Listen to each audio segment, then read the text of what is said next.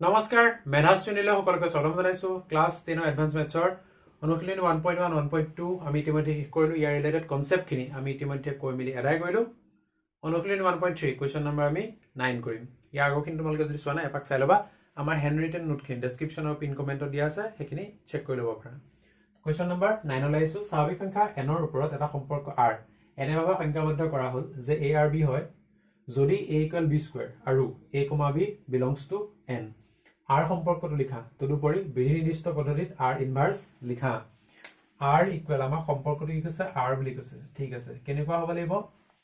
স্বাভাৱিক n ৰ ওপৰত এটা সম্পৰ্ক যাতে যদি a = b square a = b square মানে যদি তোমাৰ a যদি 1 হয় তেতিয়াহলে কিমান হ'ব আচ্ছা a যদি 1 হয় তেতিয়াহলে কি হ'ব লাগিব এটো 1 স্কয়াৰ এটো মিলি আছে যদি b সৰি Next, a equal যদি মই 2 কৰো তেতিয়াহলে এটো কি হ'ব লাগিব এটো b স্কয়াৰ হ'ব লাগিব মানে এটো কিবা এটা স্কয়াৰ কৰিলে এটো হ'ব লাগিব ঠিক আছে মানে এই যেটো সেকেন্ডটো আছে সেকেন্ডটোক স্কয়াৰ কৰিলে মই প্ৰথমটো পাব লাগিব হয় গতিকে চোৱা যদি মই সেকেন্ডটোত মান এটা পাতো 1 পাতো 1 স্কয়াৰ কৰিলে কিমান হ'ব ইয়াত 1 আহিব ইয়াত যদি মই 2 স্কয়াৰ কৰো তেতিয়া কি হ'ব এটো 2 হ'ব না এটো 4 হ'ব তাৰ পিছত ইয়াত যদি মই 3 স্কয়াৰ কৰো ইয়াত কি হ'ব 9 আহিব ইয়াত যদি 4 স্কয়াৰ কৰো ইয়াত কিমান হ'ব 16 আহিব ঠিক আছে সেকেন্ডত স্কয়াৰ আছে এখানে সেকেন্ডত মান পাতিছো দেই এতিয়া প্ৰথমটো আমাৰ কিমান আহিল 1 1 এটোটো একো চিন্তাই নাই সেকেন্ডত কি হ'ব 4 আহিব আৰু 2 আহিব হয় নেক্সট তোমাৰ থাৰ্ডটো কি 3 স্কয়াৰ কিমান 9 তাৰ পিছতো এখিনি নাই লিখা তাৰ পিছৰটো তোমাৰ কিমান 4 স্কয়াৰ কিমান 16 তাৰ পিছৰটো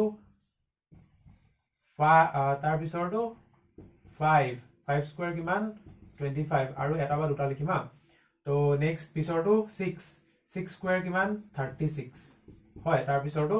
তোমাৰ 7 স্কয়াৰ কিমান হৈ গ'ল আমাৰ 49 আৰু এনেকে গৈ থাকিব ঠিকে আছে বুজি পাইছো বাৰু কি বুলি কৈছে বিধি নিৰ্দিষ্ট পদ্ধতিত r ইনভাৰ্স লিখিব কৈছে therefore r inverse to কেনেকুৱা হ'ব ইয়াত যেটো আছে তাৰ উল্টা হ'ব লাগিব ঠিক আছে কেনেকুৱা হ'ব তোমাৰ b, a হ'ব উল্টা হ'ব ন b, a such that কি হ'ব a equal to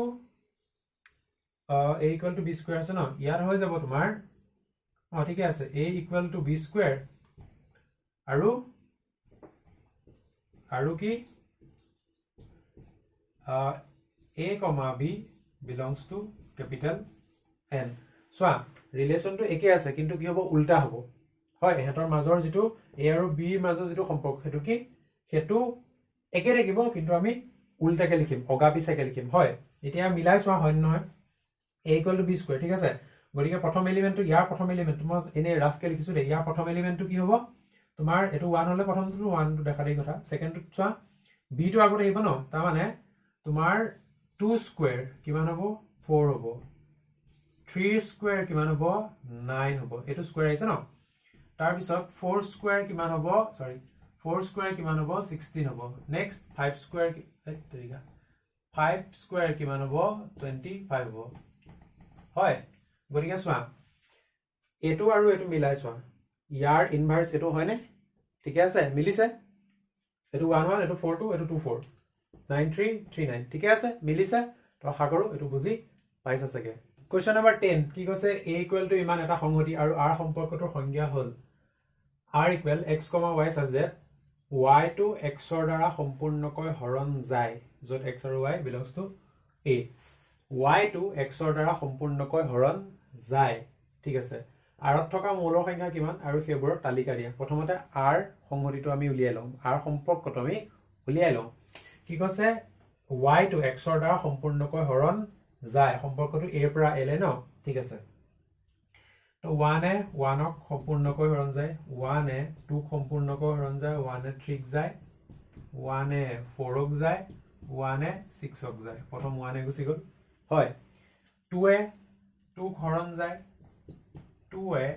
4 ক হৰণ যায় 2 এ 6 ক হৰণ যায় 2 এ আৰু নাই মানে হয় নেক্সট 3 এ 3 হৰণ যায়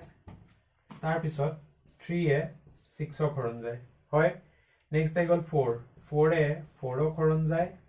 4 6ক হৰণ নাযায় তাৰপৰা লাষ্ট থাকিল 6,6 6ক হৰণ যায় গতিকে ইয়াকে আমি এনেকৈ লিখিম এইটোৱে হৈ গ'ল আমাৰ r সুধিছে কি rত থকা মৌলৰ সংখ্যা কিমান ইয়াত কেইটা এলিমেন্ট আছে আমাক সেইটো লাগে এটাকে rত থকা মৌলৰ সংখ্যা কেইটা লিখি দিবা দেই এটাকে rত থকা মৌলৰ সংখ্যা হ'ল কেইটা 1 2 3 4 5 6 7 8 9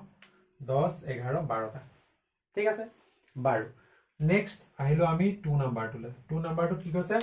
r ইনভাৰ্স উলিওৱা একেবাৰে ইজি r ইনভাৰ্স আমি পাৰিম কৰিব হয় অৰ্ডাৰ পেয়াৰকেইটা অগাপিছে মানে উল্টাকে লিখি দিলে হ'ল 1,1 কৰিব একোৱে নালাগে 1,2 এটো কৰিব লাগে 2,1 3,1,3 কৰিব লাগে 3,1 এটো কৰিব লাগে 4,1 একেবাৰে ইজি আমি আগতে পঢ়িছো ইনভাৰ্স ৰিলেচন 6,1 2,2 তাৰ পিছত আহি গ'ল 4,2 এটো লিখিলে তোমাৰ 6,2 এটো লিখিলে 3,3 হয় তাৰ পিছত আৰু কি আছে 3,6 আছে ন গতিকে এটো হৈ যাব আমাৰ 6,3 এটো 4,4 আৰু লাষ্টৰটো 6,6 একেবাৰে ইজি একদম টিপটপ আমাৰ ওলাই আছে নেক্সট 3 নাম্বাৰ কি কৈছে ডোমেইন অফ r লাগে r ৰ ডোমেইনটো লাগে একেবাৰে ইজি এফালে কৰিছো দেই ওকে r ৰ ডোমেইন লাগে 3 নাম্বাৰ তোমাৰ 1 2 3 ঠিক আছে ডোমেইন অফ r ওকে তো কি আছে প্ৰথম কি আহে প্ৰথম আহে 1 আহে আচ্ছা ৰবা প্ৰথম আহে তোমাৰ 1 আহিব তাৰ পিছত 2 আছে 3 আছে তাৰপা 4 আছে 6 আছে তাৰ মানে গুটেই আমাৰ সেট এটোই আছে হয় তো 1 2 3 4 6 গুটেই গিটা আছে ইকুৱেল টু a লিখিব পাৰা মানে ইচ্ছা কৰিলে হয় নেক্সট কৰিছে ৰেঞ্জ উলিয়াব লাগে r ৰ ওকে 1 আছে 2 আছে 3 আছে 4 আছে 6 আছে গতিকে হ'ব গতিকে ৰেঞ্জ অফ r কিমান হ'ব 1,2,3,4,6 মানে আটাই কেইটা ক'ব গলে a হ'ব ঠিক আছে নেক্সট কৰিছা ডোমেইন অফ r ইনভাৰ্স আমি আগৰ ক্লাস কোনবা 1.3 যেটো কনসেপচুৱেল ভিডিও তাত আমি পঢ়িছিলো বিপৰীত সম্পৰ্ক যেটা পঢ়িছিলো তাত আমি পঢ়িছিলো কি domain of r equal to range of r inverse হয় আৰু domain of r inverse equal to range of r ঠিক আছে বাৰু আমি ম্যানুয়ালি উলিয়াই গলাম তোমাৰ domain of r inverse manually আমি উলিয়াই গলাম